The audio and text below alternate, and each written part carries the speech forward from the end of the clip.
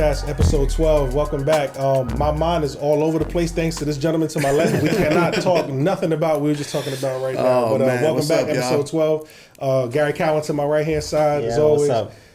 Mr. Jesus Caratini, welcome back. Hello. And, we got a full house today. We got my man Sean Glass over there. We got Isaac and Sergio, as always. And we got my man Dion in the house. First of all, before we go any further. Let's say happy birthday. Word. Oh, to shit, my wow. mans. Thank you, man. Man, Much appreciated. Come Thank on, you, man. bro. Happy birthday, my brother. Man, happy I'm birthday. telling you right now, 46 looks good, baby. Hey, it's the Florida sun, man. Nah, God bless you, my brother. All jokes aside, God bless 37. you. Happy birthday, man. Feel good, appreciate it. And my man Dion came, man, and brought a gift. Let me show that. I ain't want to open it before we start, so we're gonna open it now. My man Dion brought this right here. This Ace. So we're gonna test the gangster on camera. Let's see if we can pop that. oh come on, bro. Nah, you know It's crazy. You judge them by how they open champagne. Listen, man. Oh, man. Listen, you got Get your etiquette right. nah. This is like the what's the moment with with Ray J when he was like, yo, you can't break the glass. You can't break the glass. He looked at us and was like, They're unbreakable. unbreakable. They're unbreakable. And then he goes, so what? I don't care. I could break these. I can break I could these. break these. But yeah, much respect, Dion, man. Thank you very much. The gold bottle. Listen, The gold bottle. if Hove ever, watches this, if we ever get Hove's presence to grace this podcast, I wanted to respect this and drink it out of a flute. My man Dion was like, nah. Hove said drink it out of a plastic cup. Yeah, man. Look, it says King on it and everything. What you talking about? This ain't plastic, but it's much beautiful nicer. cup. So, well, what's good, y'all? How's everybody? Everybody's How's good, man. everybody's week, man? Today, we're gonna talk about a bunch of stuff today, but let's get high. You know what? Let's get some of the sad stuff out, man. Today, we got to pay respects as we shooting this podcast, the year anniversary of Kobe Bryant's passing and his daughter Gianna and everybody on the helicopter. Oh shit! Hello. Told you, That was Kobe. That was Kobe. That was Kobe. Kobe. Hold on. Did that shit break anything? That's what I'm saying. Oh my God, my eye. That's the We etiquette. got to make sure that we get some tissue. Yo, you got insurance, bro? My neck. Hey, that was for Kobe. Much respect. Facts. That's crazy. You said as soon as you said Kobe, boop. Kobe, damn. That's crazy. That was Kobe in the room, bro. That's facts. Because no champagne bottle ever opens Say like he's taking that. too long. You know what it was, right? No I champagne spoke to bottle. my aunt, La Bruja. She lit a couple of candles. It's wet, so pause. So It's what it yeah, was. pause. But yeah, so Mr. Kobe Bean, Mambo passed. Vino. Yeah, he passed 1 year today. And it's crazy, man, because I was actually in LA, last year. Dion was actually in LA too when that happened. And first of all, just much respect to Kobe, repping the Mamba today. Respect to his family, respect to Vanessa. People don't know. I'm not just saying that to be talk about pop culture right now or current events, but Kobe was a major influence in my life. I never met him. I never got the pleasure to meet him, but if anybody knows me personally, how much I love Kobe, my son's name is Kobe. I named him after Kobe. Check episode 2. Exactly. Spoke about that. Exactly. Yeah. And man, Kobe was the truth, man. I always thought about, one of the things that always connects with me with Kobe is people always talk about his mentality, right? The Mamba mentality. He dubbed that, the Mamba mentality. I was always in awe about that with him. I was always in awe about his mental strength. And that was before the Mamba mentality ever became a thing. Like, I was always stuck on how mentally strong he was, especially, which is the part that, a lot of people don't like to talk about. I don't even like to talk about it either, but when he went through that situation, with the woman, what he had to go through mentally, dealing with issues at home. Obviously, he's married with a family, and then being accused of something as bad as what he was accused of, and then to still be able to handle that the way he handled it on and off the court. He went through a stretch where I don't think anybody has ever really seen an NBA player play with that type of intensity during that time frame. So he's dealing with this stuff at home, dealing with the stuff from the media. I remember watching a game, one of the games that had me like I was like, nah, he's not human. During that whole time frame when he was going through that situation, he had a court date. You know, the situation happened in Denver. He had a court date the same day as a game he was playing the Nuggets. And to make a very long story short, this man, you know, dropped 40 some odd plus points and pretty much the game winner the same day he had a court date with somebody accusing him of rape. You know what I mean? Mm-hmm. What's going through your mind to be that, you know, somebody else would have been curled up in their bed. They wouldn't even be playing. You know what I'm saying? It's too much to deal with. He was able to just find these things to, you know, just pull it together. You know, it's a strong mindset. Strong. Yeah, you ever been at work and a girl hits you up like, yo, we got to talk when you get home. You just can't. You want to clock out? Hey, we just listening to Biggie. Your heartbeat sound like Sasquatch feet. Cheers, hold on. Cheers. Hold on. Cheers. Dion, like, what's up? Okay. What's cheers. up? Styrofoam Here we cups. go. Yes, sir. Over Cheers. respected, you know what I'm Cheers. saying? Thank you, fellas.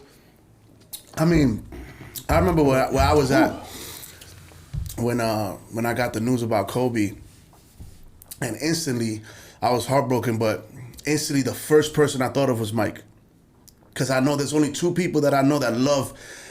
See, I love Kobe in a way that, you know, as a fan, you know, I admire Kobe's, you know, the mindset and everything Mike's talking about is something that I come to realize at a later time. I've always loved the adversity that that he's always had to overcome, you know, from, you know, growing up here, moving to France, not having friends, and, you know, how he wasn't the greatest when he was young and how he worked and stuff like that. But, you know, the first person I thought about was Mike. And then one of my good friends, Elvis, because they, you know, Mike and Elvis are probably the only two people that I know when they say they love Kobe, they love Kobe, you know what I'm saying? And I know I was blowing him up, and I didn't even know you were in LA, I don't think so. But you wasn't picking up the phone. You text me something, and then we end up speaking, and when I called my boy E, you know, he was kind of shooken up. But you know, one thing I've always admired about Kobe is just like I said, he's always been himself. You know, he's never tried to be somebody he wasn't, and I think that's part of the problem. That's part of the reason why he was able to overcome such a big accusation like he did, because you know, he realized he fucked up. You know, he didn't run from the problem. He didn't shy from the problem. You know, he took it on the chin like a man. And I don't think he needed validation from anyone. I just remember how, you know, imagine being Kobe, you lose your Sprite deal. I think people stopped drinking Sprite after they dropped Kobe. Everybody drank Sprite when Kobe was on it. You know, the Nike and all of this stuff. And he didn't let it faze him. You know, I think a lot of people could learn from Kobe. A lot of people go through hard stuff in their life and let it, you know, destroy them. I think he became a better man, a better father, a better husband, a better basketball player after the situation. And that goes to show a lot about, you know, like you said, his mental toughness, the type of person he was. So, you know, salute to you. You know, as a father, man, that breaks my heart, you know, for him, his daughter, the other families that were on the plane. And it was just crazy. The night before, he was hugging LeBron James. Remember, that he was at the game. He had his vest on. Just passed him. He showed love, was hugging, and I woke up the next day like, damn, if it could happen to Kobe, it could happen to anybody. You know what I'm saying? Like, that's Kobe. Like, you think about life, and you know, that moment, I just sat to myself like, damn, life is really super short. And y'all know me, I live life on my terms at all times. Even sometimes I do some dumb shit. But, you know, that's part of the reason why I've always lived the way I live, because I believe that with all my heart. Like, you literally only live once, you know? And do whatever it is that you want to do. So respect to Kobe, rest in peace, man. You know. Oh, I was telling Gary one more thing.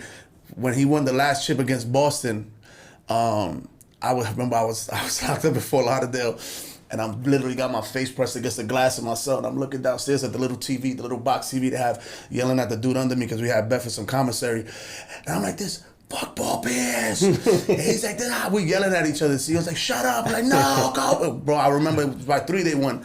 And I woke up the next day freaking being happy, like excited that Kobe won. Like, it brought me a moment of happiness in a place where you're really not supposed to be happy. You know what I'm saying? So that's something that always stays near and dear to my heart, that I was able to, you know, he was able to get me to escape from a place where, you know, mentally is, you know, bringing you down. So I've always thought about that, and I appreciate that. That's a dope memory that I always have. Oh, y'all waiting for me to say something? Yeah, Gary, you're the basketball player. You was on the court today. He's a basketball player that don't watch sports. He's Not my too son. much of it. Yeah, Gary plays sports and don't watch no sports. Listen, Don't watch I zero. follow from a distance, man. Obviously I've had, I was a fan of other players. You know what I'm saying? I always respect and like greatness. But when that happened, it was just kind of one of those, again, those icons, those black male figures that when he went, starting of the year too, 2020, it was rough, man. It was rough seeing it, regardless of, I know who was on the court.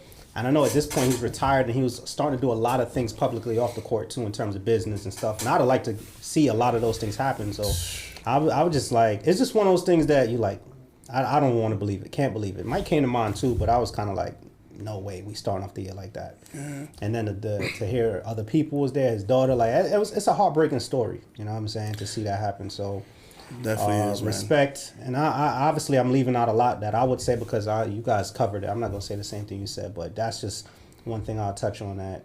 A good figure, a good athletic figure, somebody who's doing things the right way. What was like a memory?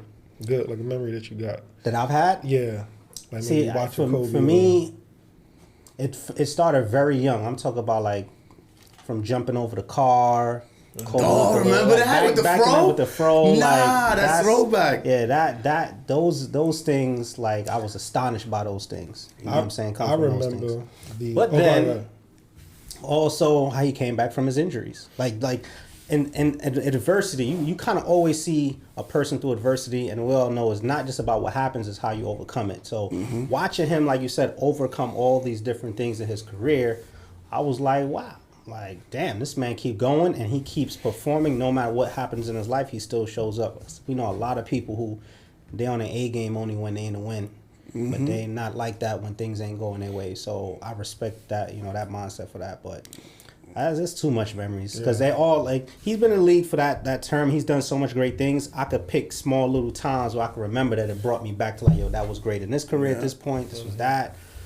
But I would go probably all the way back, man. That Kobe that was brand new, that was being mentored by Jordan, but still trying to kick his ass type of thing. Like, that was good for me. Because seeing people come in fearless, like, that's why I liked AI from the beginning. Cause I was going to bring him up. I was going to bring him up for you, but go ahead. People came in fearless, and Kobe was one of them. Like, yo, you're going to be my mentor. I'm going to ask you some questions.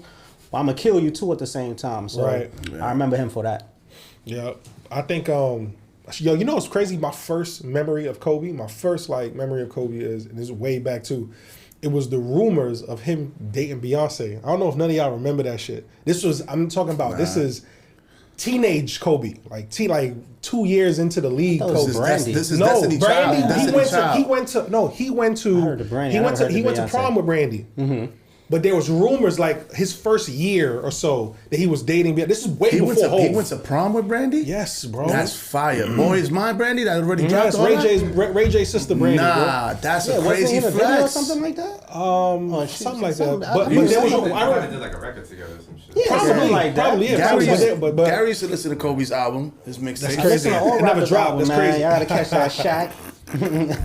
But I remember that, man. I remember when he crossed over Ben Wallace in an exhibition game and tossed it on him. Like, yeah, he was different though. Nah, Kobe was a different dude, man. And he was a machine, bro. Yeah, even in that morning, I remember that morning when he passed, which is the day after my birthday. Like, Dion was in LA for some stuff, and that morning I was having breakfast and at the rooftop of my hotel, and I remember looking in that direction. Like, I mean, LA is known for like being foggy all the time, but I remember that morning just looking in the direction of like, the mountains in the Calabasas direction, and I was like, damn, it's foggy over there.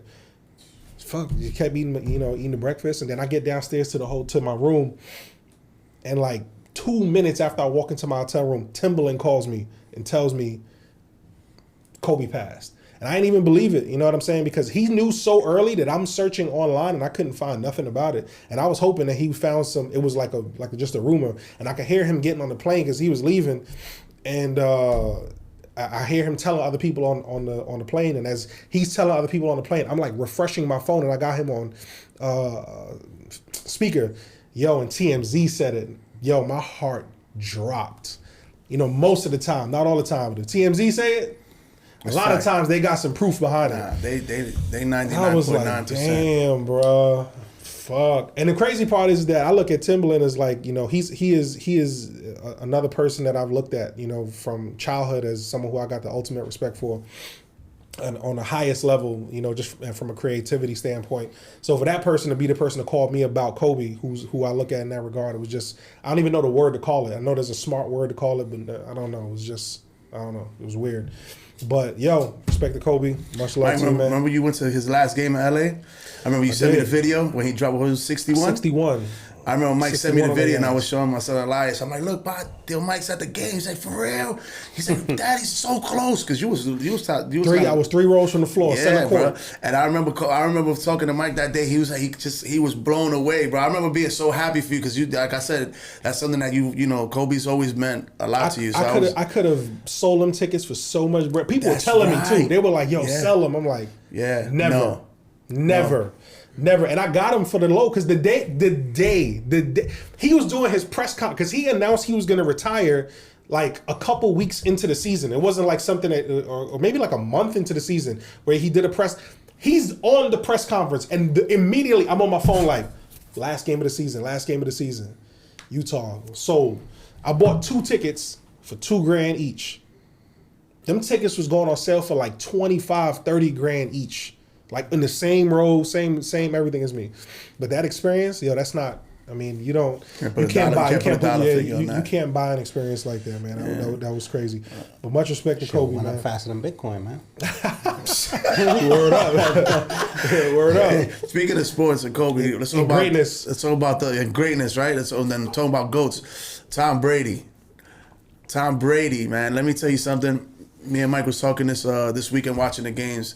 I'm a diehard football fan. Y'all basketball fans, so y'all y'all more shit about football. Yeah, I know. You just know the real football, soccer football. But man, let me tell you, that dude this weekend solidified his name in stone. They need to put Tom Brady's face on Mount Rushmore as a staple of the United States of America. So, because that man right there has done, bro. He's the dedication of. He's the meaning. Like he embodies the meaning of hard work beats talent when talent don't work hard. That man came out the combine. He was not the number 1 pick. He ran like a bag of dog shit, like a 6-second 4. It was the ugliest thing you ever seen. He played behind Drew Bledsoe. But when that opportunity came to knock, forget about it. He never looked back. You know what I mean? And, we were talking and he won that game. Shout out to, Tampa Bay defense too, because they did a lot. But I really can't wrap my head around. I want to talk about how some people could sit here and really say, oh, he's lucky. He's not that good. Bro, what else do you want from the man? We actually talked about this on another show. Once a while back, why people just don't like greatness. Like people just don't like. Bro, I've heard the craziest things about this man. That it's like, how could you really that stupid? Are you really like you go on Instagram and you read comments? I want to go sometimes on Instagram and just curse people out one by one. Just tell them, you know what I'm saying? Just what do you like? They sound so dumb. This man's been in the league 20 years. Bro, he's 43. The man's going to his 10th Super Bowl. Got countless playoff games, countless NFC Championship games. So let's run through them. Let's run through them a little bit, right? 6-time Super Bowl champion. Okay. 4-time Super Bowl MVP, 3-time NFL MVP, 2-time NFL Offensive Player of the Year, NFL Comeback Player of the Year 2019, 3-time First Team All-Pro, 2-time Second Team All-Pro, 14-time Pro Bowler, 4 NFL. I'm getting tired reading this shit. Like, and it's more. It's like I'm halfway through the list. The best part is it's a lucky man. No, not lucky. Word, right? The best part is this year he's 43. He was the 3rd best quarterback in the league. The only quarterbacks better than him was Deshaun Watson and Aaron Rodgers. Yeah. He threw for 4,600 yards. Bro, that's an old man. Drew Brees is an old man. Respect to Drew Brees. That man only threw for 300 yards, I think 4 or 5, maybe 5 times the whole year. This man had the best single game of quarter. He threw for 580 yards one game, 4 touchdowns, no picks. So are you kidding me? What we getting out of Brady? What we think? Brady's winning the shit, bro. And all these people that's Bill Belichick, Dick Riders and whatever. Listen, I respect Bill Belichick. I think he's a great coach. But, for people to say that Tom Brady is where he was at because he's a system quarterback and all the excuses they made, it's Bill Belichick, he's about... This right here should shut all of that up because this man had Cam Newton this year with the same exact team that Brady had last year, that Brady had 11 wins with, right? Went to the playoffs, all that. They did absolutely nothing. When those Super Bowls that Tom Brady's won, where he was behind and with 2 minutes left on the clock, and he comes down and brings the team back. The Atlanta Super Bowl we all watched. Yeah. That's not one of the greatest comebacks you've ever seen. How does Bill Belichick get credit for that? How? I mean, you got to give some credit to the coach. But how does he get more credit than Tom Brady? But who gives him credit more than Tom Brady? Because I was who? Fans, dumbass freaking. You on the field. If you on the field doing the job, of course, you got to get that credit. That's part of the reason why Tom Brady left and went to Tampa Bay because he felt underappreciated. Right. They made him feel like they was trying to move him out, like he's too old, like he's not the reason. And he had a chip on his shoulder. And then you see his homeboy, Gronkowski, who was retired, was like, oh, you going to Tampa Bay? All right, I'm back too. I'm back. Yeah, but Gronkowski retired because they traded him to the Detroit Lions. He said, I'm not playing with anybody else but Tom Brady. So as soon as he found out they was going to trade him, he retired. So the trade couldn't go through. And you could tell he didn't even want to retire. He was so hurt. Like when he was explaining his retirement, he didn't want to retire. I wouldn't want to go be one of these guys that goes, and dwindles away. Like, why? I just played the best 7 years of my life with the best quarterback ever. To go play with somebody else? Nah. The moment he heard Brady goes to Tampa Bay, this motherfucker wakes up like, yo, where? Not Brady. Y'all got a team for me? No, Brady. Brady brought him. Y'all got a room for me too? I'm in. Brady brought him over there. That's when Brady's taking so many contract cuts, pay cuts, to keep players for New England. When the Aaron Hernandez days, the Gronk days, all these big players that they had at one moment in time. Tom Brady is the one that was taking the pay cuts to keep people on board, keep Wes Welker here another year, And when it's time to pay this man some money, you want to just, you know what? We're gonna part ways. That's part of the business. You know what I'm saying? That's fucked up though. The funniest shit right now is you saying Wes Welker, this and that. Nigga Gary like, yeah. I know who he talking about. I don't watch football, but I know who he's talking about. You're absolutely right. That's why I can see the look in his eyes. He's looking at me. I know who he's talking about. Yeah. I know who he's talking about. I would say I follow sports, but I'm not sitting down watching whole games. I'm fucking with you. Nah, everybody know Wes Welker, son. He's one of the toughest little white dudes in the last 15 years. He was out there balling. Listen, man, shout out to Tom Brady. He's one of them people they're gonna write history books on. You know what I'm saying? He's like the modern day Leonidas that when kids 100 years from now looks back, they're gonna be like, people like him really existed? Like, he played for that long in football. Like he played football, not golf. Like when you get like. Now golf is hard too. Don't get it twisted. No, physically I'm talking about. Physically, physically, he played that long in football. Like that's not. You're 40-something years old to get cracked by a 25-year-old. Have you seen this man's training 20 regimen? miles an hour? Like, no, I haven't. He has his own thing. TB12, his whole program, diet, workout regimen. He's not Jay Cutler smoking Newports and drinking Bud Lights on the weekends, son. He's not Ben Roethlisberger going out and finger popping girls at the bar, getting charges. This man is a family man. He's been married, wife, kids. You never heard any crazy. You ever heard what's the wildest allegation you heard? Deflategate, a football that was. People are so dumb. They thought that the football was so. That shit was less than 4 touchdowns for him, bro. It was less than the weight of a dollar bill. Do you understand how insignificant that is? Mm-hmm. It's dumb. But they try to bring this man down over. No, I'm telling all of y'all. I'm telling everybody watching. The stars are aligned. That man's gonna win a Super Bowl. So who we got? Who we calling? You calling Tom Brady? I'm calling Tom Brady too. I'm calling Tom Brady. If anybody would beat him, it would be fucking Patrick Mahomes. I'm calling whoever got snacks at their house. And I'm I'm telling you, Tom Brady's gonna win, bro. I feel like whenever it comes to, obviously as time goes, because you never give people like that their roses while they're doing it, because then there's still haters around to hate on it, because it's not in their favor. You know what I'm saying? And it's always the fat, sloppy piece of shit that never threw a football in his life. Yeah, but if you like a team, you got your number one, and you watching that, like you're gonna be mad that you got to face that greatness. So usually that's how I feel about Jordan. I can't stand Michael Jordan. Right, but then later on, when a person like your kids serious? I hate Michael Jordan. Why? Because I'm a Knicks fan. So what? So was I. And he used to crack our ass every year. But see, now, all right, so now you contradicting yourself. I don't hate him as a basketball. He's a great basketball. I'm just saying I can't stand him. When I look at him, I see sadness. I see pain that you will never understand. I've cried watching games.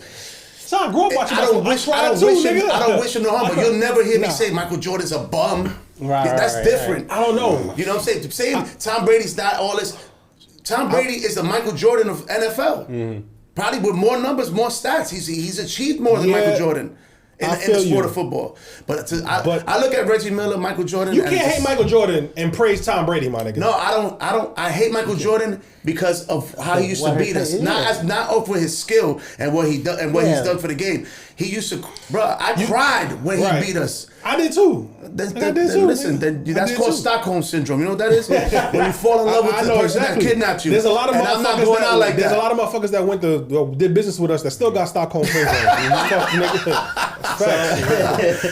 But now I can't fuck with Jordan, son. The haters are still around now, but in time when your kids watch and see greatness without the hate behind it, then they'll say, "Oh shit, that was amazing." So I think, right? Because when you watch Last Dance now, you still I never watched it. You didn't watch it? I don't like Michael Jordan. You gotta watch that. No, that shit is fire.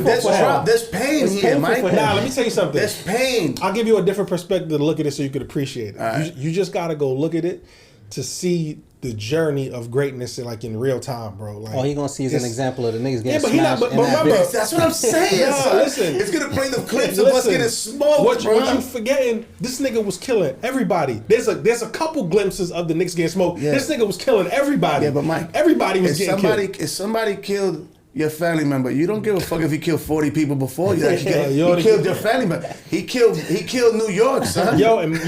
Mike was giving niggas 40 a night and drinking Coors after the games, huh? Smoking cigars, but he wasn't doing it like Robin. Though I heard Robin was wild. He was having Coors after the game, bro. All right, you don't fuck with LeBron because he ain't go to the Knicks, right? Oh, I hated LeBron that's not for a why while. I fuck with LeBron. That's me. He's talking about me. So that's me. Nah, but see, I knew that he wasn't going. Who the fuck ain't right? I'm a Knicks fan.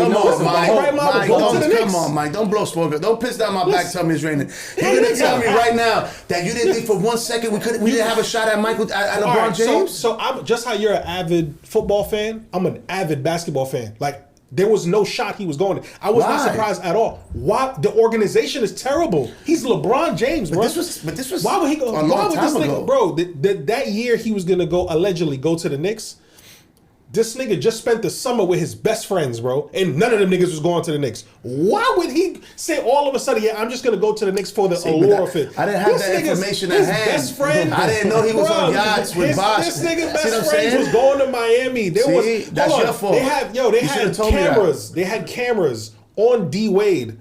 He was at Prime 112 when LeBron did the decision. Why the fuck were cameras with him? They knew. They all knew already. They had cameras watching D Wade's reaction so he could give his fake. The fake hugs. He was like this. Wow, for real? Oh my god! I'm like, these motherfuckers. And you know what's crazy? Braun got drafted 03.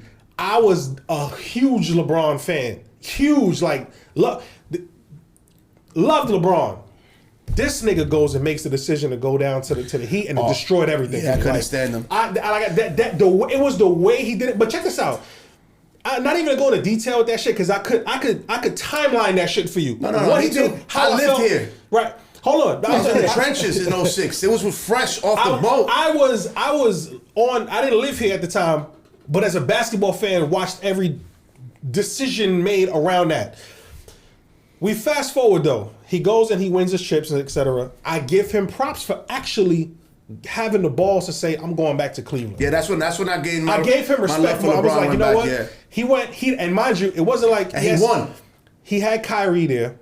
He didn't have what's his name yet, but they traded for him. What's his name? Kevin Love. They didn't trade for him yet. When he went back, Kyrie was already there. He was drafted. Kyrie was there already. Kyrie's there not doing shit. Yeah, but he was dropping numbers and shit, but he wasn't doing much. But he was by himself. Going back, I said, yo, that's what's up. And then, what bothered me what really pissed me off is little things that LeBron be doing.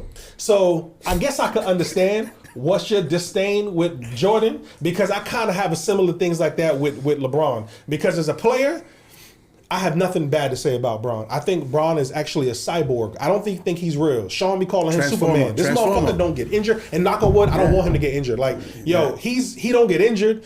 He's playing in his 17th year right now. Just last night, he dropped 40-something, dunking like on everybody. It was crazy. He was made in a lab, son. No, without question. They're going to find out one day he's not human, bro. Like, he's not They do human. that now. You could go pick your baby. You wanted to be 6'3". No, I'm dead serious. Yo. You could get a baby. You want it of this height, the eye color. You could do that right now. Pay Like a money for Build-A-Bear. it. I swear to you. They've been doing my play before. We just telling you My player. right? But yo, it's little things Bron be doing that be getting me tight.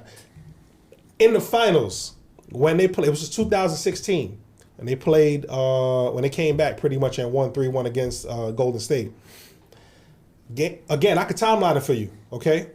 Game 4, okay? We got a situation that takes place. Him and Draymond gets tangled up.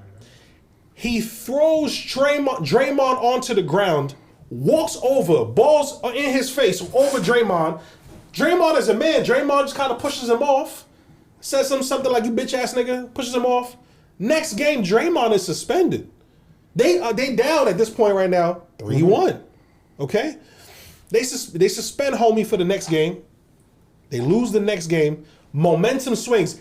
All of y'all was at my crib watching them games. All of y'all, and I was saying, everybody was like, "Oh, Golden State's still gonna win it." Who was the only nigga out of everybody? I was like, Cleveland gonna win. These niggas they're gonna make history. They're gonna win because momentum shifted. And LeBron was doing, first of all, like that right there. I say he was gonna win regardless. I'm a LeBron fan. Why he's a LeBron fan? Why didn't LeBron get? Why wasn't there any penalties on LeBron too? Nuts. He got kicked. How did he get kicked? He got kicked. He got kicked. He threw Draymond on the ground. Steps over. Allegedly. Right, so let me push all of y'all niggas. Let me push all y'all niggas on the ground and then step over y'all. What y'all gonna do? Y'all gonna leave it? Okay, it's okay. No. You gonna at bare minimum push homie off you. Been flopping, but what I'm saying is, in the words of Stephen A, homie got a stimulus package that game, bro. Homie got a stimulus package. They knocked Draymond out. So that was game 4. Game 5 comes, they lose that game. Game 6 is in Cleveland. The unanimous MVP, the only one ever in the history of NBA, Steph Curry gets fouled out. Get the fuck. Steph don't even play D. Like, how the fuck he get fouled out?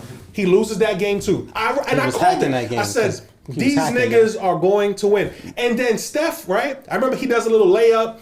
Bron blocks the shot, and he's popping shit to Steph. And I'm like, Bron, when you got niggas like Jay Crowder in your face, you got real niggas in your face popping shit, you don't say nothing to them. You got little baby Steph Curry, little light skin, 180 pounds. You popping shit to him. Last year in a bubble, this nigga LeBron is popping shit to little Jamal Murray. You got all these other tough niggas that be popping shit in your face and you look straight. Y'all say nothing, fam. It's not about nothing. It's about intimidating the number one player. No. Intimidating fucking. The reason why I grew up in the NBA, bro. His dad was an NBA player. The reason why I believe that, Mike, is remember we spoke about it before. I think LeBron had animosity towards Curry because that's when everybody was saying Curry was the best player in the NBA and they was trying to dethrone LeBron. So I think that was more. I didn't think it was more of a bullying thing. Like I'll fuck you up. It was more like I'm the man. Like I'm still that nigga. Go ahead, G. Because I want to say, man, it's not in Mike's favor. He has to. Just don't like him for that. It's not in your favor. Your team lost. That's not. No, that's not it. When it's not in your favor, you gotta find a reason. That's not valid. I got facts. I got receipts. On your side, I'm pulling my receipts out.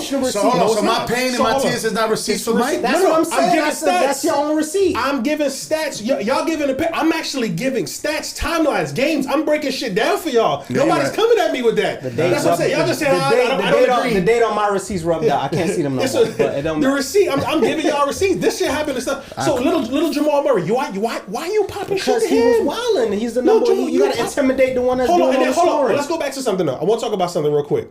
You said Bron was mad at Steph or animosity because people saying they would call Steph the best player in the league. Okay, yo, not for nothing, and this is not taking anything away from LeBron. LeBron is LeBron. He gonna go down as the greatest player ever, right? Mm-hmm. Yo, this nigga Steph single-handedly changed the NBA, bro. I believe I agree. If there's any basketball, he revolutionized it. This nigga he was what Jordan did in the back of the day. He changed shooting. Yeah, they're letting kids fucking play in these little AAU tournaments right now. Oh, it's okay. You can shoot from fucking 90 feet out. It's all right. Yeah. But like he changed the game. You got so we're not talking about no. Yeah, but so did James Harden. No, James Harden changed the game. With the fucking step back. The Euro shit. step. He didn't change the game. That wasn't a game changer because niggas was doing that. He just found a way to do it way better than everybody else. But he changed. He didn't. Yo, there was Matt fucking Manu Ginobili, D Wade been doing that shit. Niggas been doing that. Right. But nah, I got receipts. What about Iverson? I got receipts. You don't feel like Iverson kind of revolutionized the way game was played with like the way it was dribbled, the way the swag, the culture of the NBA, the culture. That was the look, biggest the influence. Tats, the braids. So that's what I think. I think the black dudes was wearing poom poom shorts with fucking with these high stockings. There has been a lot of game changes to make it. Like for instance, Allen Iverson was not the first person with a crossover. We all know that, but the way he did Who was? Was Tim Hardaway. I mean, technically, we don't know who the fuck was the first way person. The way who made it popular? Like, who made the crossover? Tim Hardaway was one. Was one of the first to really be out here. But his shit wasn't. AI was. When AI do it, he do it with Jordan. It's like, oh shit, what the fuck? Listen, that shit can't go down. Carry. Right. Carry because against Kobe had a mean crossover too. Kobe had a mean crossover. I was remember the crossover commercials? AI's was legendary. With the back on the back, he spit it all over. So I tried to do that shit at Tangent Tech Talk, twisted my ankle. Swear to God. I never Gary, I had an all navy jumpsuit on, playing ball, rolled up, no t-shirt, jumpsuit, farmer, like a straight hood trying to do all that, right? So I tried to do the spin back. That was it. It was son. My shit was swollen for 2 weeks. Yo, you had that. Then you have, there's a lot of shooters before Steph Curry, but he changed. You know what I'm saying? Right. Like no. So what you? And then no. James, like you said, James Harden. He wasn't the first to do we all that. I'm gonna change the game. No, for sure. But that's what I'm saying. You're gonna hate, regardless of the game. I wouldn't say greatness. You're gonna have some emotional dislikes. If it's not in your favor. No, he could be great. Jordan is great, but it's not in his favor. I hear what you're saying. LeBron was great. It wasn't in your favor. But that's an opinion. I'm just giving facts. That's all I'm saying. I'm giving facts. I'm not giving an opinion. I'm giving facts. All right. It's facts. No, check this out. The reason why I'm saying like we gave AI had a lot of influence, changed the game with the culture. I think he was definitely up there as far as influencing culture in the NBA, probably top there. Like clothing, Jordan changed the culture with the shorts. He was the first nigga in the NBA with basketball with baggy shorts. The whole style of the way the game was played. No. I'm saying as far as like culture goes. Oh, okay. Jordan obviously changed the game, the style, the style. Another person who changed the style of the game. See, we could say AI had a crossover. That's cool. That doesn't change the game. Curry. Steph Curry changed the fucking NBA, dog. Not in the culture. That nigga changed verbally the game of basketball. Like this nigga changed it, bro. Like a Shaq change. Right. But what's crazy is that a nigga can't come onto the court and say, I'm gonna do what Shaq do. Shaq was an anomaly, right? Yeah. A kid, any one of us can get on the court right now and say, I'm gonna get my jump shot better. You got kids like what's his name? What's homie name? Trae Young. Trae Young, he's a beast. There would be no Trae Young if it wasn't for no Steph Curry. You think Damian Lillard would be playing like this if it wasn't for Steph? This nigga changed the game, bro. LeBron ain't changed the game. Hold on, LeBron do it. Of course, bro. We talking about LeBron is the greatest. LeBron is arguably the greatest ever. No, but I don't think LeBron has contributed something like Curry has in the way what you're saying. Curry changed the game against LeBron. He changed the way the game's played, meaning the shot shooting. Right. LeBron he's great at all aspects of the game, but he hasn't changed the game. But that's why I said I started the statement saying I'm not taking nothing away from Bron, like what he's got as far as changing. Even Bron doing shit Steph do, shooting these 3-pointers, turning around. Gary. Yeah. Gary, you remember when Cleveland beat Golden State? Mike said, yo, just put me in the bathroom with that nigga LeBron for 5 minutes. I like, son, just leave the door open there because I'm gonna have to come in there. We all gonna have to come in there and jump that nigga. That nigga like 6'8", bro. Hold on. You don't remember at your old crib? This nigga, we got into an argument at his old crib where he lived off a Palm. And he said at his crib, right off of Palm and Pines, this nigga lives, man. We over there at his crib. This nigga said, we got into a big argument, bro. It was me and Alex against this nigga. And he gonna talk about, yo, I'll fuck LeBron up in a fight. And I was like, fam, no, do you remember that? I think you might have been there. There was mad niggas at the But that's crib. how I feel about everything, though. Yo, he was like, what? That nigga don't got no hands. But I'm not, can't go hands. I'm gonna have to body slam the nigga. But at the end of the day, he probably you boy reaches crazy. Listen, whatever, it don't matter. But I'm always gonna bet on me, son. That's it. There's very few people that I look at and be like, you know what? Right. He might got it. Not that nigga. No way. No way. No way. That nigga But you know what it was? It's hands. because I had so much animosity towards him because of that whole Miami Heat shit. Again, it's not that I hate. I think son LeBron's just wasn't amazing his dad, thing, bro. right? A great person. He does so much. He's an amazing person. When I say I dislike him, I don't mean that if I met LeBron today, I wouldn't want to shake his hand. Right. You know, I don't mean like that. I just mean like. we talking about like as a fan. Yeah, like, as a fan. You know, as a like fan. I'm like, We looking at I'm TV mad. like I'm video games. salty. I'm a salty I want ass my fan. team to win and somebody great, I was like, yo, that's Because not again, in my favor. when LeBron came to the Heat, nigga, that's the last time the Knicks were relevant. We had Cole, we had Melo. If it wasn't for them niggas, the Knicks probably would have had a check. We bust your ass 4 times that year. Without fucking Melo one time, we bust your ass by 20. Don't get me started. Crazy? We wash y'all. So we doing Brooklyn? We from Brooklyn? I would never listen. The Brooklyn Nets will always be the New Jersey Nets. No disrespect to my Brooklyn people. You never it's catch me weird. rooting for Brooklyn. Nah. Yo, I'm Never. gonna be real. It's weird. I mean, I G would is- root for Brooklyn if they're in the G is championship. weird. I'ma tell you I don't what. fuck with the Brooklyn Nets. It's weird. You're It's from weird. Brooklyn, too? Nah, I'm we from boy, Brooklyn. we all from Yeah. the same area. We pretty understand. much. How niggas is from Brooklyn? Because I'm gonna tell you why, yeah. the New Jersey is the New Jersey Nets is Brooklyn. But they there. Jay brought them. Like It's weird. I'm gonna Yes. tell you why. It's a weird we- thing. this don't make no sense. Hold on, let me try. Go ahead. Listen, the Nets. I'm 37. Mike is the same age. I think we all around the same age. Nah. We all hold on. The Knicks. Hold on. Listen. The Knicks is all Dion we about had. 35 and a half. Dion. The Knicks. Yeah, that's like all right. You a Heat fan? Nah. What's your basketball team? The Lakers. The Lakers, right? So you've been a Lakers fan your whole life. Do you root for the Clippers?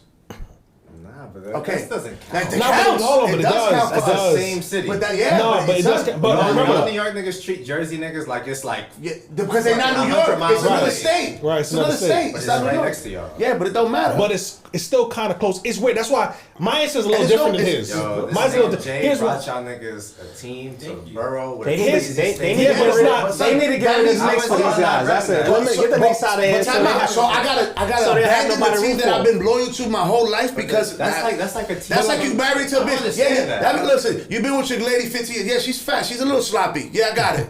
You raised my kid. Yeah, you know what then? So this bad bitch come through. My man bring this bad bitch over here. You know what, bitch? Beat it. She's from Brooklyn.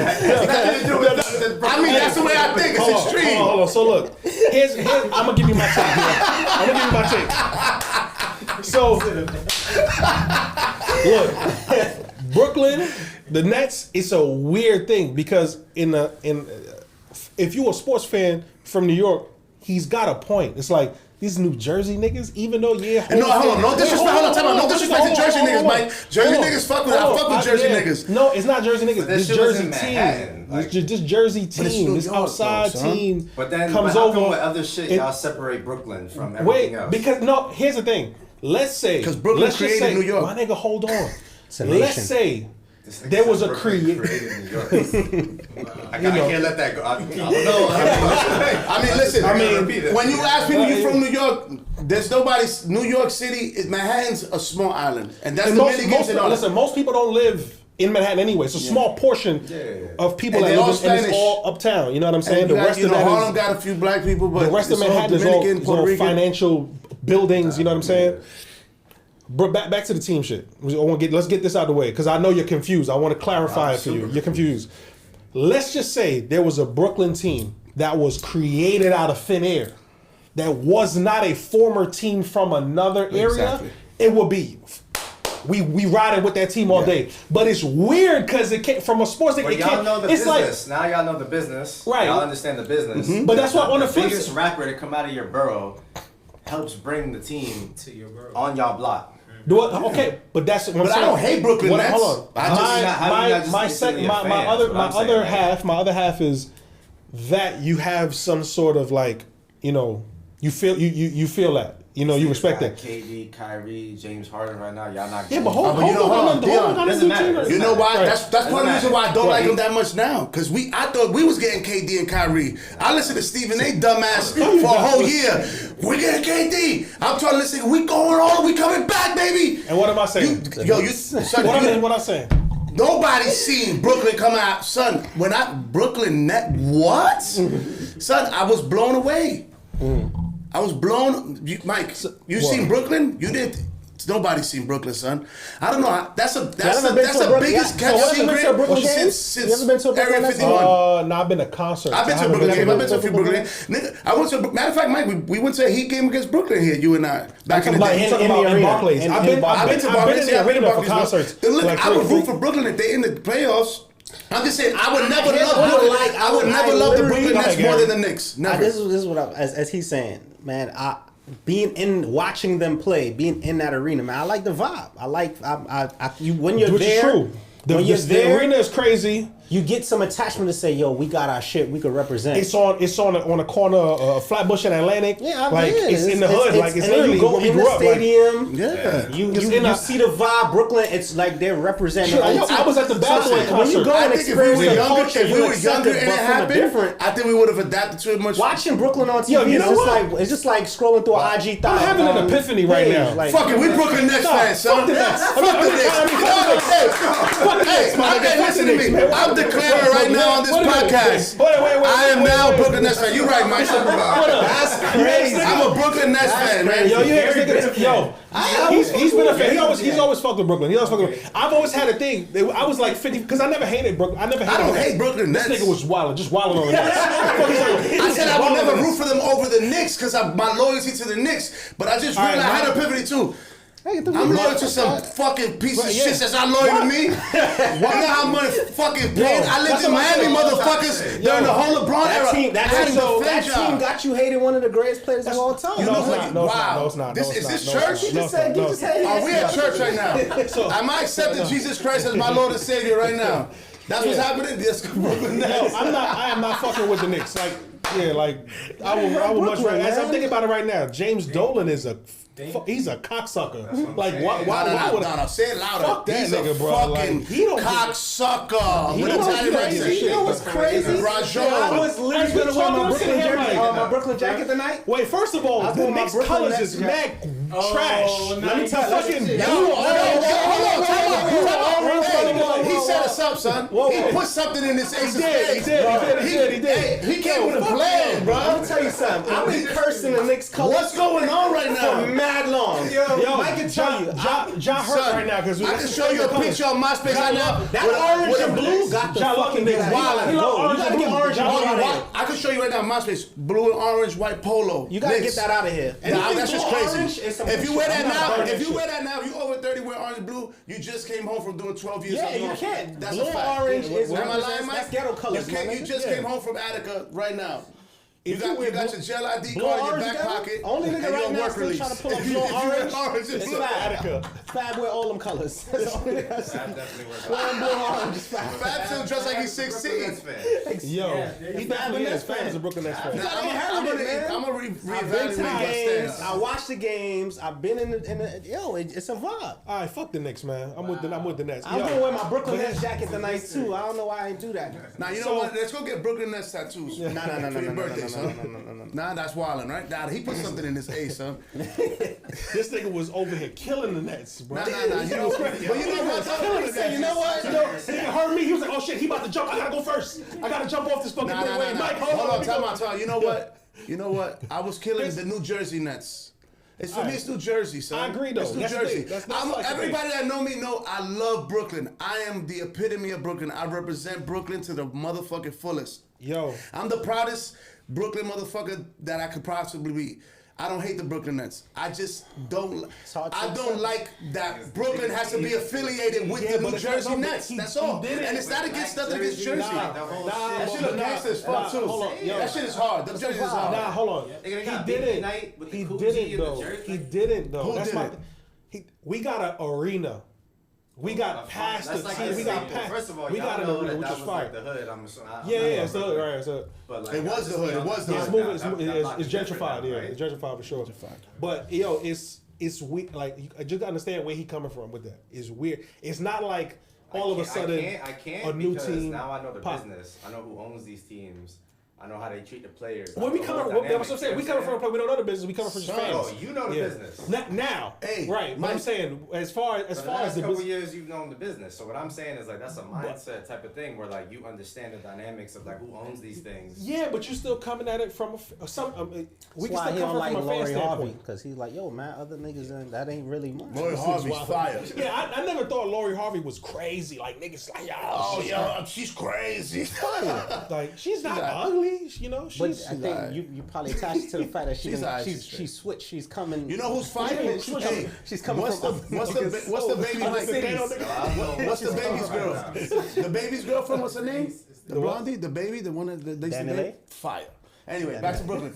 Listen, Put that out. who brought Brooklyn who brought the Brooklyn Nets? Bro, we over You know? that, man. Hold on, Yeah. who brought them? Oh, Who made Ace of Spades? nigga. So we- I got who a brought the choice glass? for everything. Yeah, I do. so That's you know all what? I Let's do. pay homage to Hov.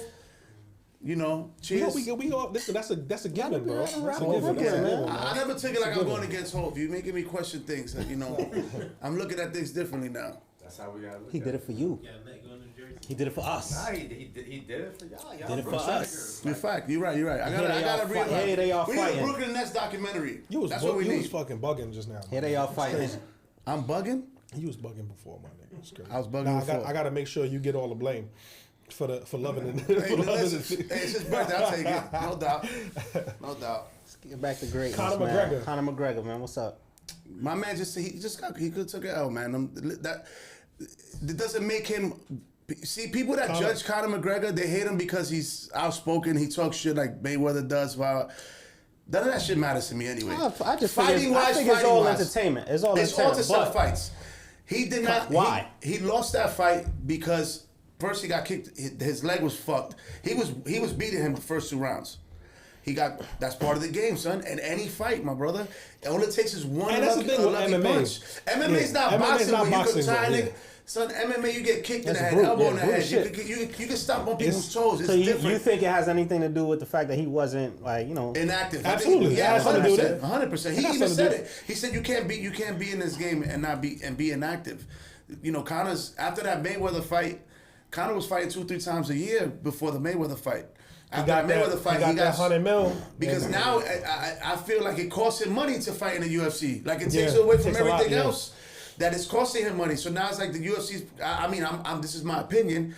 It's more like a hobby to him. He don't want to give up because he loves to fight, but the money for him is not in the fighting game no more. You know what I'm saying? So Well, I definitely still fucks with McGregor. You know what's crazy? I fucking love Conor McGregor. I got love for McGregor. I fucks with him. I fucks with like But you know, he's his nice, passion though. and his deter. Like even how he handles like some of these his losses. his not only his losses, how he handles a lot of his interviews, and I don't know. People hate him too. There's a lot of people that hate him. Even Sean King was killing him, which I didn't know. I went and researched, called him a bigot and things of that nature. I didn't know. I had no idea. I went and researched, and it seemed like Conor was saying some some flagrant shit. He's from in the Wild fucking World. Ireland, son. He ate potatoes for 17 years, bro. Like this guy, you ever heard his story where he comes from, where his family comes from, the type of work he did? He did Yeah, plumbing hard worker, He man. was You a know what I'm plumber, saying? son. Cleaning hard shit work, before hard he was a worker. fighter. When you just do yourself the favor, guys, just like do some research on Conor. I think he's definitely somebody that we could look at, even though he's got a few He's an losses under his inspiration, belt. bro. Yeah, man. He goes down done as the a lot. greatest UFC fighter. No. That's That's John Jones. a In toss my up. opinion, Yeah, John Jones between is John Jones and Khabib. What Khabib's about never Paul? lost. Khabib is up there, but No, he's Khabib's never lost. John Jones never lost either. He But got what about, disqualified. you know what? John Here's Jones never lost. He got disqualified for John Jones is illegal. my nigga. Here's my nigga. He's the yeah. best fighter, son. Number one of all time to me is John Jones. No, I he's ain't the watching no GOAT. pay-per-view without McGregor though. That he fucks up their whole business. Keep it a buck. What you say it again? Without McGregor, who's paying for Yeah, these fights? it's true. Yeah. You're right. But that's why he But talks now- shit. He right. has to So build Right, it. he But built it what up. So about- now what what does about, that do for UFC? George St. Pierre. I mean, he's up GSP? there. He was up there too. Yeah, I mean, but he's the thing about GSP is that GSP was in the like he was part of the pioneers that brought the UFC from. Because remember, UFC when it first started, Mike, there was no weight divisions. Right. There was What was the you name fight of, 3 times in a night. That shit was like Bloodsport, Van Damme. Seriously, son. So what was the name of that shit before? It was UFC. No. It was something else. Or I think they merged it. It was another. no, They bought some. They bought some. Yeah, I forgot the name of it. Anyway. But what's the dude's name? The dude that used to fight with the freaking gi. That was the man. I forget his name. He like son. People would come in dress however they want. One dude looked like a ninja. One dude that have the whole jacket on. But these dudes are fighting. Yeah, I'll be 160. This dude's 220, and the 160s washing the 220. It was brutal back then, bro. It was brutal. But the game has elevated. You know what I'm saying? And GSP was one of those guys, those pioneers in the beginning. That was, like the new style era of fighting. You know what I'm saying? But he wasn't very outspoken. He didn't have much personality. Who you talking about? GSP. Oh yeah. I'm talking about fighting wise. He was great. He was amazing. I'm talking about fighting wise. There's a lot of really good fighters now. So fighting has evolved. Right. Just like basketball, every game, every sport has evolved. Basketball, football, it's all faster, stronger. More agility. Everything changes. You know what I'm saying? That's our question. So y'all like to see a person dominate in terms of greatness, or y'all like to see the underdog win? I'm an underdog guy. I like both. I don't knock a person. If you dominate because you're that good. That's different. That's just a skill. But I mean, if the underdog is someone that's equally valued, that's good, that just had bad breaks. Now, if it's a bum that don't belong there, I'm not rooting for you because you don't even belong to be there. You're there because this person got knocked out of a game and you don't even. You know what I'm saying? Right. That's a different type of underdog. But if it's somebody that's been grinding, for a long time and just had bad breaks. I like rooting for the underdog. You know what I'm saying? What about like that Ronda Rousey situation? I couldn't stand Ronda Rousey. See, Conor McGregor talks shit, but at least you ever see Conor McGregor lose? He's humble. He takes it like a man. He doesn't disrespect nobody. He doesn't make excuses. He does all of this shit like Floyd Mayweather. Floyd Mayweather will talk all the shit in the world, and after the fight, he'll give props and do whatever. She was just wild disrespectful with it, bro. She was just OD. She never. And the day she got knocked out, the girl got knocked out. She went to touch gloves, and that bitch got dropped. Got her shit cracked. And what? Because it shows character. If you can win and you can't lose, then you're not a champion. She never been a loser before. What was that question though? Because in terms of remember Ronda Rousey also had a undefeated record. No, but the question beforehand. I just asked him about that situation. Do you like the ghosts that dominate? Do you like or the greatness, the people that dominate and win, or win? I don't think she was greatness though. She just was because a lot of people that underdog. She beat, the girl that beat her. Because he said all right, if you got an underdog who's good, like they get their chance, they get their window to show that they're great, not some bum person that just kind of got right. Somebody that was building up. Somebody was building up. Eli Manning when they played Tom Brady, that's their underdogs. So the girl that I brought Ronda Rousey because she was undefeated at the time, and then the girl that beat her was she was good. Holly Holmes. She was up and coming. So she was the underdog. Twice, she washed her shit twice. It was 2 times. Holly Holmes beat Ronda Rousey, but everybody that Holly Holmes lost to, Ronda Rousey washed. That's the game. That's what I'm saying, right? So that's why I was talking about the underdog shit because she beat the greatest and then got washed by some other people. By the girl that Ronda Rousey beat the brakes off of. So, but what were you asking? Well, I brought that up because I'm thinking when he said the underdog that worked her way up, I know she was a person who was really working her way up to the greatness, but then she got washed by some people that run. So it was like maybe she just got her break. How you feel about her kind of like dethroning Ronda Rousey? Got you. Holly Holmes was a professional boxer. Right. Yeah, I know her style, but she dethroned one of the greatest because she was undefeated at the time. 2 fights later, and then she got washed later on. So it's kind of like, did she just get her shot? And then the Brazilian girl got washed by a girl that Holly Holmes beat years ago. That's UFC. Yeah, that's UFC, bro. Like that's crazy, son. UFC is that. It's different. UFC is that. It's different, man. It's insane. I mean, I wish UFC we was talked popular about this when we before. were young. Sometimes I feel the connection to the underdog because we all come from some underdog story. But Conor McGregor's an underdog. He built his way up. A lot of these fighters are a lot of people that are successful are underdog stories. People just think that because they see them successful now that they were born successful. A lot of people that are rich. But now when you got that person famous, that went from the underdog to being the top, and now they're winning, you're gonna wanna continuously run for that underdog, Absolutely. or do somebody else now who's getting their shot at being an up and coming it underdog? doesn't mean you can't root for somebody else as well, but you know, you For example, understand. Steph Everybody Curry, has they run. Golden State has built their team from coming up all the way up. You know what I'm saying? He's built it up. They got their run for a while. Mike wants to see that shit continue, like win. But then I feel like there's gonna be other underdogs that's gonna come up. But now they're But they're not the underdogs no more. But now they are the underdogs because now everybody's counting them out because the last 2 years it's injuries. It's just it doesn't mean that they're bad, brother. It's bad break after bad break after bad break. No, I'm It's not just, saying. you know, I'm like, now you would still want that greatness to continue, but now there might be somebody else building up to come and dethrone them. You know what I'm and saying? show their own greatness as well. Show their own greatness. So now it's like, you don't necessarily want to see the greatness stop, but you also want somebody else have an impactful story to come up and get their shine too. So that's that battle. I'm saying some people are gonna say, man, I want greatness to continue. Some people say, man, I want to see somebody else get their inspiring shot. You know what I think about? Like so we look at basketball, we look at football, we look at MMA, right? We got different people who we've talked about today who have achieved a certain level of greatness, right? We're talking about. But then with sports, right?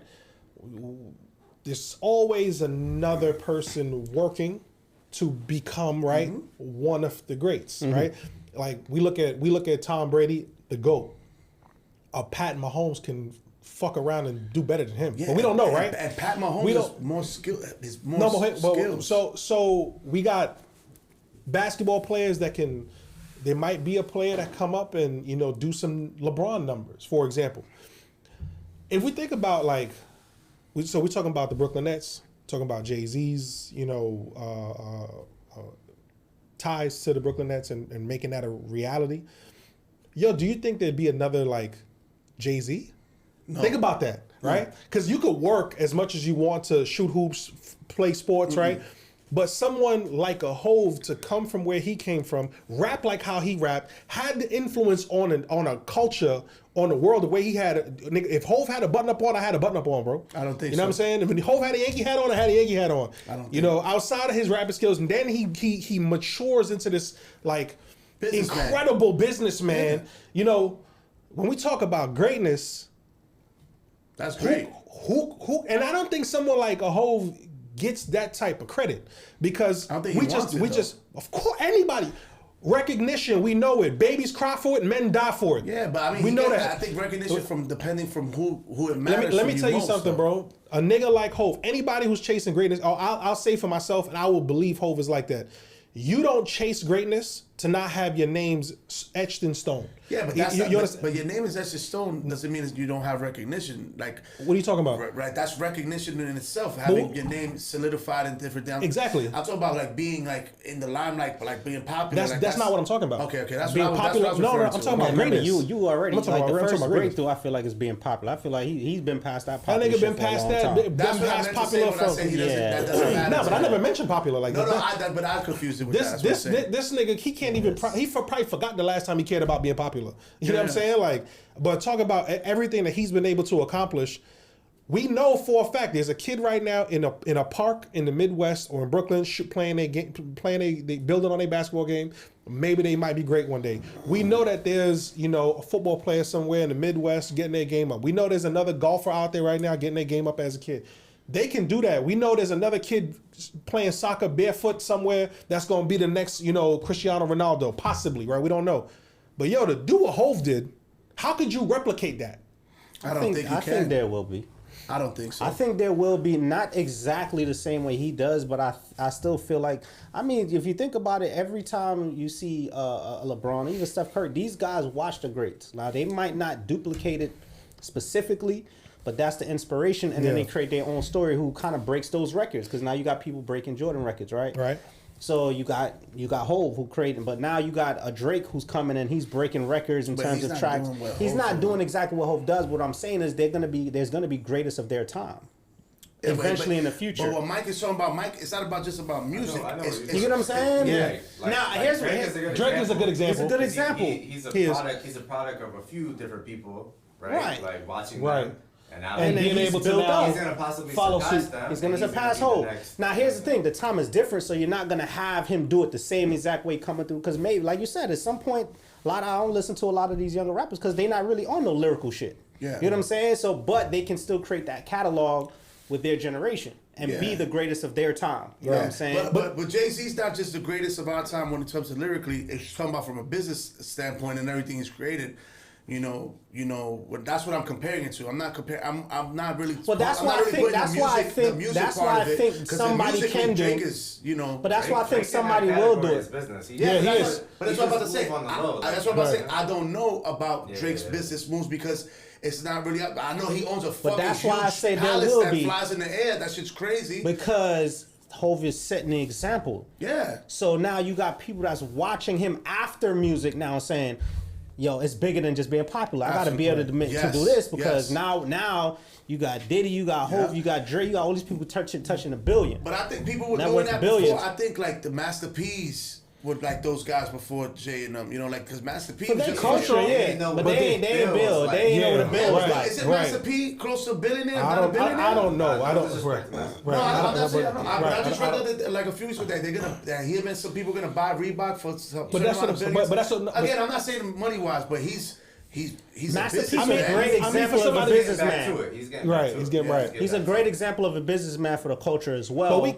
But now you talk about somebody like legend in the rap game, coming up in business, hitting those big How marks. did Jay-Z get his first start? Does it like to get into that into the whole business side? I mean, Mindset, where do you think it started? his rap career. Nobody But wanted that's to give why I him mentioned a record Kobe. deal. This is what I But was a lot talking of about when I rappers mentioned get Kobe. raped. I They feel get like jerked Kobe for was everything. doing a lot because remember I started Kobe's seeing business I was started crazy. seeing him becoming a businessman after a time with some of these interviews and people was aligning himself with. I would have loved to seen that play out. That's what I mentioned with him. Right. Like the man was going to do certain things. We watched LeBron doing certain things now. So I feel like there's going to be a lot of examples of that moving forward because people are not only watching the athlete no more because now you have social media. You get to tap into these personal lives. Yeah. So now you get to watch more than just what they show you. So now you see a Jay-Z, what he's done. You're going to mimic that. Not only in the music, you're going to say, all right, cool. I'd mimic that as a business person. I look what Absolutely. LeBron did. I see him on the court. I see what he's another doing perfect outside example. on the court as well. So now people won't just mimic the athlete or the rapper. They're going to start to mimic the business person. Correct. So I feel like they set the tone. You're going to have a lot more people that's going to be thinking that way now moving forward. So I believe there will be more people I believe so too. that but do he's- that kind of thing. I In guess time, Jay-Z, it just I guess- won't be exactly the But same way. I guess what I was referring to is how easy it is for the athletes to go replicate. But when you got somebody like let's really think about it. I think the closest person that Hove could have tried to, in a sense, replicate on his come up, and you can't even really say it because they were coming up together. Well, one person I know he did try to replicate a little bit, Russell Simmons, but his peer Diddy. is Puff, Yeah, right? Puff. But think about it; those are the only two niggas that own the music, own business, like. Yo, and I'm not saying it like in the sense of like yo, And and Puff they was can't, doing it before Jay was so on that side. it's like you can't find people in the entertainment industry that has done it the way they've done it. But I feel like you'll find more people in sports to do it like a lot more. You know what I'm saying? Versus, and that's why I'm giving them credit. Because I feel like that road for them to be able to do this, liquor, sports, music, I feel like that road is just 10 times harder than for the athlete. But I feel like they're you know what I'm still in the saying? prime of their time when it comes to business. Who? Athletes or The rappers. I feel but like a lot think- of them. Yeah, but you get what I'm trying to say. I Like, get what my you're saying. point, my point is that like But with sports I think is it's not easier like with that. sports than it would be Like, with rappers. so what I'm saying 'Cause is rappers these get niggas- exploited more for their shit, for their culture. Like they're like how many like rappers get jerked in bad deals and get signed really shitty contracts. An athlete will get a $30 million deal. And he could play like shit and get that Yeah, money. might as And well, now- it might as well be a whatever- shitty contract because they blow the money but just as it's fast because, as exactly, rappers. because exactly. But rappers, they don't get those deals that athletes get. You know what I'm saying? They used to, especially in our time, they were getting shittier deals. Am I correct? Yeah, you would That's agree a with whole me? nother rabbit hole. Alright. You just said sign a deal. Yeah, I'm saying back in the day, like But- talking about '90s. But You know People what I'm ain't saying? doing that shit Sign like the that no deal, more. read Right. the deal, understand the deal. Yeah, but that's what I'm saying. A lot of people didn't really Sign the deal. You know what I'm saying? Just like you signed up for whatever that is. But that's what I'm Right. saying. Like in athletes, you can't. If a team offers you $30 million, they're not gonna tell you 30 mil, but we keep 28 of it. That's what I'm saying is like and a that's rap why I in believe- music, they were getting jerked a lot more than athletes were. Athletes were blowing their money by doing stupid shit with their friends and you know. So this is why I believe what happened. And hold on, I'm gonna let you finish. Which I believe makes like a Hove and Puff's road even harder. But that's what I'm agreeing with. That's what I'm trying. That's the point I'm trying to prove. That like, I feel like the makes musician doing it, the artist doing it, it means more. It's so much more accolades that you like. They should get much more props praise because exactly the for them athletes doing want that shit. Guaranteed dollar, Right. to build upon Well, you business, always exactly. athletes have managers that the agents that are that financial advisors and shit like that. The culture of hip hop is about looking fire, spending money on jewelry. Rappers want to be younger too. Yeah. Hip hop is a younger culture. So Right. like the business of sports is 100 years. Yeah, so it's like, you know what I'm saying? This like right here it is just- changes and like we seeing hip hop evolve right now. Like these niggas are signing certain deals. now. Exactly. So that's all I want to say. You're gonna always give, and you can't discredit. It's not even discredit. Whenever somebody comes in and changes the game, period, that's the person's always going to be a staple. You can't compare no matter what happened. Like, again, the whole Jordan comparison to anybody else, you can't compare. Like, this man did shit that nobody ever did. Even if you beat him by numbers, the impact is different. Right. Yeah. You're going to have some, like the Puffs and the Hove, the impact is different. You're going to have people that can probably hit way more money than them in the future because the system is different, but Absolutely. you still can't change the impact that they've done to the industry Exactly. itself. But there are going to be people to do just as greater things because more. times are going to be different. You just can't impact. They are out here lawn mowing the path to make it a simple process, and people are going to make it evolve. Like, look at sneaker deals before when Jordan had a sneaker deal. This man, look, everybody, like, my kids are going to grow up and know Jordan and never watch his game and play ever, and not even know who the fuck he is, and not going to think Jordan is a player, but think he's just a sneaker. Right.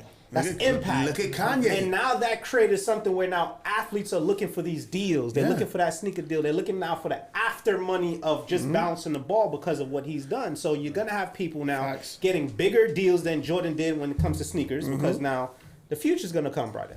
Absolutely. And we was talking earlier, the game of music is going to change where some people going to come in and make way more money than some of the people that started because, you know what I'm saying? The future's going to be different. So I feel like there's going to be someone that's going to be just as good in business as they are, but they're not going to have to duplicate it the same way because they already paved the way. Yeah, because business is Why different. would I create Blockbuster if the game changer? Yeah, you know what I'm absolutely. saying? So you just give them their credit. Look at Kanye. Like Unless you said. there's somebody that's popping up right now while they're still actively doing it, then that's the difference. But I don't think there's nobody actively popping up right now that's doing what they do.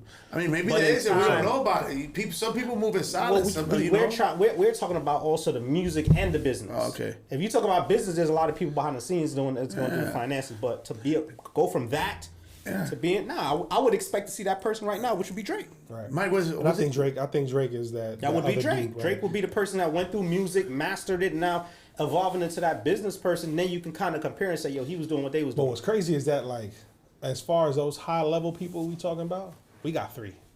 Right? Yeah. Puff, Hov, Drake that we know of. But what about Kanye? You don't give Kanye like for the money he's made. Absolutely. Yeah. No, absolutely. And that's Absolutely. what- You know that's what you say. You got Kanye- you got to add Kanye in there. Gotta too. Kids add are gonna Kanye. know about Kanye Yeah, and not Drake. even hear a Kanye song. They're gonna just think it's a sneaker deal. Right. Right. The So same you got to thing. add Kanye in there. Huh? Dre? Dr. Dre. Yeah, with beats and music. I mean, I don't know too I much. don't I can know. ask. Did he touch the billionaire? Dr. Dre. But it wasn't just him. It was like Let me him get and my a few take. people. Because of the Dr. merge. Dre. Because of the merge between him and Apple, I right? say yes, but it's not like the way the others I we mean, you just can't look what Dre came from. Sorry. So, Not a but artist, I mean, but but he's the a almost fucking- arguably the greatest producer of all time, right? But To with now I'm becoming sorry? one of Say the. that? You said arguably the greatest producer of all Yeah, he's time. one of the greatest, not the greatest. No, well, if you ask some of the greatest, they gonna say him. Timbaland is my favorite producer of all time.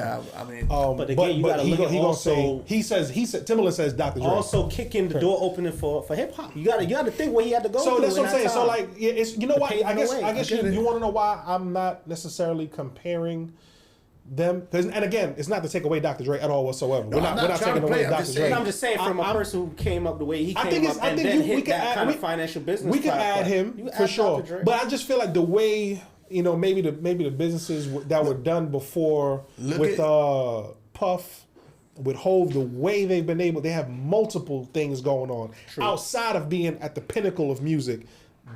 It's different. You know what I'm saying? Mike, who you think was the first to kind of pioneer the wave of to set the trend of business is more popping right now than music in a sense, like who? Russell Simmons. Like, why? What did Russell Simmons do in a business aspect? I'm not trying to. I'm asking out of curiosity because when I think about business, the guys we're talking about, I always look at Puff as the pioneer in a sense, because I remember with liquor deals, Puff. Ciroc, now everybody after Puff want to have their own liquor, their own deal. I would also say the only thing I know Russell for is business. Yeah, I think about 50 Cent, Mike. But Russell was the guy who Puff looked at to say, I want to. I know, but I'm just saying, what did Russell have? So business. I know the Rush card and clothing and shit like that. He had little shit. He had Def Jam. Puff got a label. He had Fat Farm. He owned Def Jam. He started. He started Def Jam. Def Jam was his shit. He started Def Jam. That's what I'm asking. Him and Rick Rubin, right? Rick Rubin. Yeah. So Leor came after, but it was I watched the interview with Puff saying Russell Simmons was the guy. He got a label. I wanted a label. Yeah. He got a clothing line. I got Sean John. I wanted to follow in the footsteps. What was his clothing line? Fat Farm. Yeah, you know what I'm saying? As far as the business goes, that was the dude. Baby Fat. Then he had the Baby Fat. That was his wife's wife, right? She was and fire joint too. that had a little fetish jacket with the zip on the hoodie. He was trying to pop. Kamora Lee. She was fire back in the day. You see a joint with the Baby Fat with a fetish with the little zip on the hoodie. He was I'll try to pop. Yeah. If a shorty had that Fat Farm, if you seen that cat on the pants, it was game time. Knock it up. Let me say something. If a shorty used to have the Fat Farm tats, bro, listen to me. That for a moment in time, that's what people was looking for. That was the blinders. Oh. Yep, that's it. Hey, how you doing? What's your name? Let me introduce myself. Okay. Hey, you need a swipe? You need to get on the train? She had that on and some Timbs without a shadow of a doubt. Niggas had some Am I bullshitting you? Hey man, you're right. That's how I brought up the jacket. Yeah, that jacket, that should belong in the Hall of Fame. Look at Greatness. That's what we talking about today. Greatness. Come on, you gotta give props to them little props to Russell Simmons. What are you trying to do to mimic greatness, man? What are you trying to do? To be honest, a lot, man. We know you're inspired. You're inspired by greatness. Mike's gonna live and die for it. No joke. They say men. What I said, babies cry for it, men die for it. That's recognition. That's what people want. Yeah, I want my name to be etched in the stones too, as someone that people can look at and say, I was inspired by him. Kobe his name was etched in the stone of people being inspired. People that we talking about today, Hove and Puff. That's it. Because I just had not to go too deep into it. I have this I can't even describe. It's this feeling of I'm here for something. Where in remember when we come to business, we got that graph, the concentration, formulation. Concentration, momentum, stability. Where do you feel like you are in that journey for your greatness? Still in, concentration probably, right? Concentration still, you know what I'm saying? Still working. Because you're a person that to some people look at and say, man, he's done a lot compared to where they at. But you feel like, I'm just... I feel like I ain't even scratched the surface. You know what I'm saying? To be real, but that's because I look at the people all the people we're talking about today. I look at them as like benchmarks to say, how can I follow in their tracks to add some sort of value to the world the way they've had. You know what I'm saying? So being around them makes you sometimes shrink.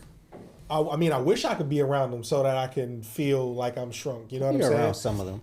Some of the people you name. You're around Tim. Yeah, for sure. But like, the guys who I'm chasing business wise, like, I wish I was around them for sure. But like, I get that feeling from like being around Holton. You know what I'm saying? But that I mean that's a long discussion. But chasing greatness, and I don't. Excuse me. Let me rephrase that. I don't see it as chasing greatness. I see it as giving as much as myself as I can while I'm here. And I feel like that should turn into something that's looked at as being great. You know, No, it doesn't have to be necessarily If from that's a, the- from a if you- business if you standpoint. have the end in It's from- mind, it's- because- Yeah. it doesn't you have to have the end in necessarily be from a business standpoint. It could be from a value standpoint of the type of value you've added, or does it have to be more of in a financial? Like for success for you, does success for you only have a dollar amount, or there's a dollar amount included. No, I'm saying only a dollar amount. So, for instance, what would be, because everybody feels differently. What would be more? What would you consider being more successful, more gratifying? Say your goal is $10 million, or somewhere you don't reach your 10 million, but you helped. You made 5 million, and you've helped 10 million people get to a certain. Let me respond to that, because I get what you're saying. Or get to 10 million people and help 1 million people. Get to $10 million or help 1 million people. Not like when I say help, not help like you did something, but like you said, inspire, motivate, do something. So like your goal's 10 million. I know it's a lot more. I'm just using it as a number. Say you get to 5 million. Whatever your number is, say you get to less than what you add, but you've helped more people than you ever thought you would. Would that be okay for you at the end of the game? Meaning, or would you feel like you didn't reach your final destination? Like say you want to be a billionaire, but you made 700 million along the way, but you've helped more people than you thought you would help before you made your goals. Would that satisfy your page in your notebook? I don't know. It's a weird question because it's a vague question, but I also think the more money you earn, the more you can help. So part of me would still feel like, damn, I missed the boat. Okay. You know what I'm saying? I feel what were you gonna say? Success is relative, because obviously success doesn't necessarily have. And to it is relative, it's right? Not a money. It's not a money goal. Success, because you will hear, I go to family events and be like, oh, this person's so successful only because they got a degree, and they broke as fuck. So it's relative in that term, but now that you get in that realm of people who make that kind of money, you realize you have some people that can earn that money yearly and nobody know who the fuck they are. There's no impact at all. Like, facts. So, but when you from and you feel like if I make $1 million, people gonna know who the fuck I am. Nah, there's a lot of people earning money like that and you don't have no clue who they are, so their name is not gonna get edged nowhere because that money does not create the impact. Yeah. Like you said, if you're making that kind of money, then you get to do things that can edge yourself in stone and give back and make people know who you are. So I feel like, again, success is relative. When it comes to now chasing that greatness, or why I asked you that is because for me, I would say, you got some people say, man, I just want to be greatness and I want to be considered great to just the people I'm around. Like my family, I want my family to feel like I broke that generational curse. Which You already most did people, that. most people feel like that. You understand? Most people feel like that, but then it doesn't spread any further than that. Most people just want to impact the circle. And some people want to really change the game to where whenever you got to bring up something, you can't forget this person. Right. That kind of impact, you know what I'm saying? Yeah. So I But feel that's what like I'm saying, is that kind of impact doesn't necessarily have a dollar amount tied to its name, because there's people that have changed the world and changed people's lives in the way we know it. Well, obviously, in his vision, and you answer it. I'll say, in his goal, obviously, money is a part of that success. Yeah, of course, it's a part of everybody's success. I think it depends on what it is that you're doing. So, for example, like I'm addicted to like learning about business. So, in order for me to make an impact the way I want in business, if I don't earn any money, I'm failing. You know what I'm saying? No, absolutely. So it's like, for example, if we look at people like Mother Teresa, impacted the world, made no money. Martin Luther King and Malcolm X died broke. Yeah. They died with no money, but they changed the world, right? So it's what you going after, because these people I just named, they weren't trying to do anything necessarily business wise. They were trying to change minds. Like they were trying to change the cultures. Yes. They were trying to change people. So it depends, you know what I'm saying? I am not an activist. So for sure, if I don't reach certain financial goals, then that is a failure, because with business, that's how I feel like I can help people. Okay. You know what I'm saying? Yeah, no, I get that. Trust me, I understand. That's why I'm asking for a personal, outlook. Is Mike, you always try to.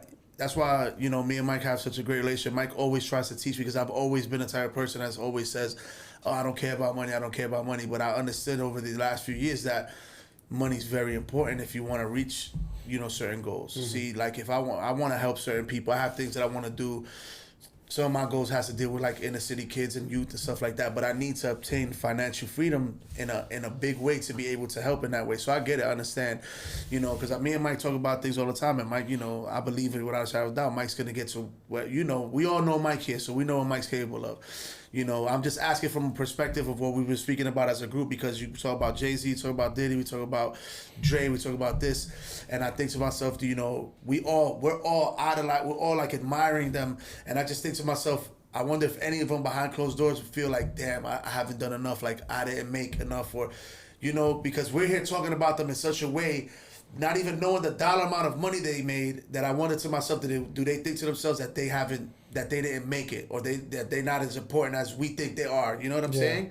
So I feel like you done, like I said, they done put themselves scratch themselves in a category where you can't take their name out of it. Yeah, like, yeah. You know what I'm saying? When you think about billionaire artists, like Dr. Dre came to mind because he's hit a mark that you cannot leave him out the conversation. You can't like you deny brought up it. Kanye. As much as we forgot, we like, well, shit, we can't deny I guess that. you know, I guess the reason why because there's absolutely no disrespect to them. I think the reason why we forgot to kind of mention them in the conversation, because I was thinking of like a musician, like a rapper, right? Like, but that's and what I'm saying. And even me saying that, like Dre's a musician, Kanye's a musician, but you know, from like a rapper standpoint coming up, and then we think about Puff, how close they are. That's why you see we could debate on the music standpoint because there's a lot of good people. But check this. So even with that, with the people we just named, we got 4. We got 4. Still only 4, right? 4? But like you said, the music industry is changing and it's new compared to. And there's a lot of shit that's about to pop off right now, man. What direction you think the music game's gonna go? What do you think is gonna take the game to the next level when it comes to making that kind of money and that kind of business? Crypto. You heard, Dion? What do you think's gonna take the music game, and from a financial standpoint? Niggas ain't give me a mic. I know, but I'm asking because you know I want to know. What do you think's gonna get the music game? Nah, that shit can see. What you think's gonna take the people that were, you know how we're talking about the Diddy's, the Puffs, the Jays. What do you see that could take an artist that we don't know about now and put him in a place where we be like, damn, he did something different, he revolutionized the game? Just ownership. Ownership. Out the gate. All those people we mentioned made all that money, like in partnerships with labels, and you know what I'm saying? Like, who's gonna be the one that own, like, y'all talked about Drake.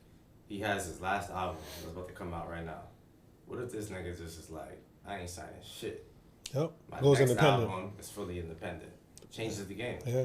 Is there any artists right now that have 100% ownership of everything that they do? I think Rush just went back to that. I'm sure there's a bunch, so like. Okay. Of course, right. Respect that. Chance, maybe. I don't Right. know. These guys got like I think partnership Rush was on things. the Yeah. Yeah, but they're now not. about- But they're not. No disrespect to them, and I don't. You know, I'm very unplugged from the game, so I don't know if I'm saying this wrong. But they're not at a level like the Russ Drakes that we're talking about. We was in the studio with this nigga. This nigga got his TuneCore out $250K every Tuesday. Yeah. Oh shit. Yeah. Russ do his thing. Like, you know what I'm Russ do his saying? thing. So that's what Russ giving independence it up, ownership yeah, for does. sure. You can have 20,000 people in your arena sold out. Like, I don't even listen to this nigga's music. Yeah. But when he talks and I saw the facts, Right. like, gotta respect it. Right. Absolutely. So ownership. Think back to any of those artists that came out and they just was making their shit. On our shit. That's my grandfather. On our shit. Yo, He asked a woman, yo, on our shit, y'all. Show on our shit, brother. Yo, speaking about Russ too, yo, he's big on personal development. I know that's a little like change, but Russ, he raps like he got songs about with like describing Ownership shit, man. describing It's like easy to Napoleon fucking Hill shit. Like, it's which is easy to crazy. fucking Yo, honestly, show up I've and get never- paid I've without never heard thinking, a man. song When you of gotta his own ever. shit, you gotta I'm think. gonna listen to one Nah, you tonight. should. He's I'm not again. I'm not trying to play him. It's not like No. I'm trying to. I know nothing. I know who he is. I even think I follow him on Instagram, and I never heard his music. But I just know. But I've never heard none of the his way he shit go about because his shit. you know what I'm saying. I'm such a like an old school music. But don't I lover. just said like, all right, when you work, when you just get to show up and the check and you sign something, that shit don't really take much thinking besides executing a job. You know what I'm saying? Your skills. But when you in ownership, you got to think for yourself. Right. So there's gonna be a lot of development that comes with ownership as Right. well. Right. You gotta fucking read. You gotta know how your business goes. You gotta emotionally be right for it. You can't just be like, I'm fucking pissed off. I'm just gonna show up and do what the fuck I gotta do to get paid. Like, it's your business, it's your brand. So you gotta be thinking 10 steps ahead. That shit is gonna, you're gonna need that development. And I think that's one of the biggest things why there's always that when we talk about people who just kind of like show up for that lazy check, there's always like a feeling you feel like somebody ain't doing shit because like, yo, I understand the mindset of just showing up, not giving your all just to get a couple dollars. Right. Yeah, that clock So in. yeah, and it's not about because you got to go out there and get your bag regardless. You got to go out there and get your money. Nobody's gonna be mad at somebody going out there and getting the money. But the mindset that certain men get to a certain age and they just still showing up not doing shit, that shit starts to bother you after a while. Be like, yo, you got to start to think not just for yourself, for people that kids you're gonna have, people you're gonna be around, and talk about greatness. You're gonna have to set some kind of example for somebody. Yep. Period. You ain't got to impact the world, but you're gonna have to impact your but son, family. it's crazy. those Some people, they come to terms with Chris. Be like, fuck it. Yeah. They It's just over. give up. Right. Yeah, you can't It's give over. up. And some people's 40 something, and they made that decision 15 years ago. It's not like they just made it today. Some people make that decision at 30, at 35. Greatness happens for a lot of people after 52. Yeah, and I I agree feel with like you. those people They just gotta- don't hear those stories. And they don't. Yeah, they gotta just believe that shit. That's really what it is. They just gotta believe. They gotta know that that's an option for them too. Because the people you talking about who give up 15 years prior to while they're still living, yeah. they don't. It's because they shut the option off in their brain of having more, of succeeding. Yeah, because They you're just around think a it's bunch of over. other lack of motherfuckers that ain't doing education, shit a lack of either. education, a lack of Lack of knowledge, education, a lack of personal development, a lack of everything. being Lack who of you're searching, around. too. Yeah. It's a lot of Yeah. all that. All of that. You know what I'm Lack of saying? searching. You get to the point where you just close your eyes and it's like, fuck it. Put me in a coffin right now. Because you get to a point, no matter how, if you are searching for something, there's always inspiration. There's always a story that goes up until the last breath. Yeah, but some people are so dumb that environment, you can't even blame they'll them. search in the dark and for their whole life out of pride and ego and stubbornness and not take the advice from certain people. You know, learning is a big part of it too, because if you're searching for water and you keep going west and you've been going this way for fucking 100 years and this man that has what you want tells you, go east, but you say, I've already put 100 in, I put all this time in, it's got to be somewhere up the road. It's just, it's also, humility. Are you willing to look at yourself? Well, they said awareness makes you rich too, so you gotta know to follow. With a name that rhymes with Bane and Nugent. Oh, James Dolan. Yo, that note, man. Where the fuck he at now? Greatness, man. Go chase Greatness. greatness. Go follow. Go surround yourself with great people. Absolutely, go look at these man. people like we were talking about today, man. Shout out to Conor McGregor.